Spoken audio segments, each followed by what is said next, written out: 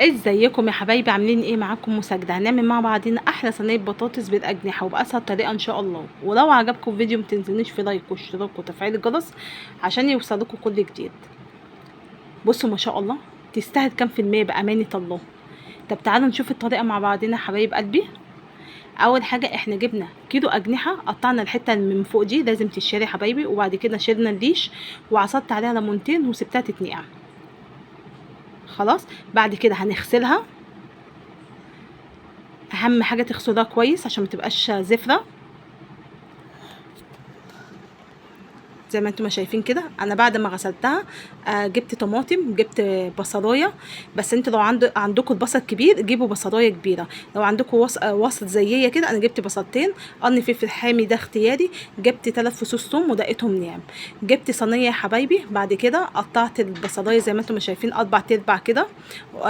السمك ولا تخين ولا رفيع زي ما انتم ما شايفين كده، عشان بس يستحمل السوا بتاع ايه، بتاع البطاطس. خلاص.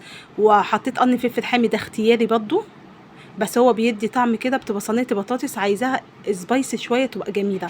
قطعت البصل وقطعنا قرن الفلفل الحامي وحطينا 3 فصوص ثوم وحطينا ملح وفلفل اسود.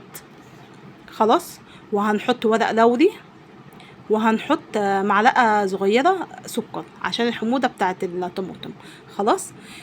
جبنا الطماطم وهنعصرها اهو.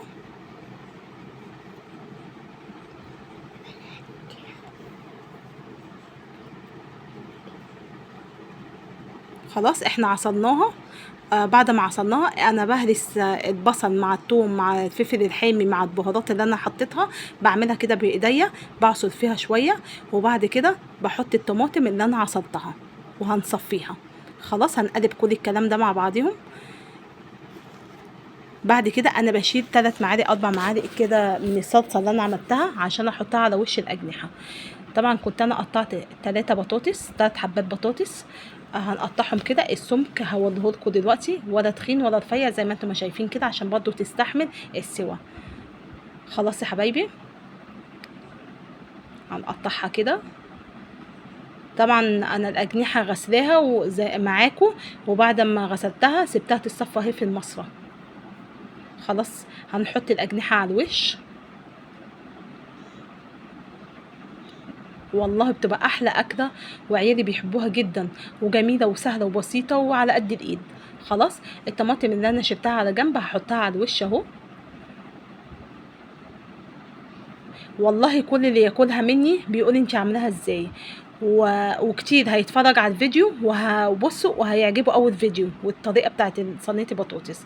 طبعا انا حطيت على النار من فوق، خدت غلوتين زي ما انتم ما شايفين كده قبل ما ادخلها في فرن. بعد كده دخلتها على الفرن استوت البطاطس. بعد كده ولعت الشوايه خدت اللون من فوق. بصوا انا بوريكم ما شاء الله البطاطس. بصوا ما شاء الله هي لسه طالعه من الفرن دلوقتي. وبصوا الاجنحه ما شاء الله لونها تحفه. لو عجبكم الفيديو متنسونيش في لايك واشتراك زي ما قلت لكم لاختكم. والسلام عليكم ورحمه الله وبركاته.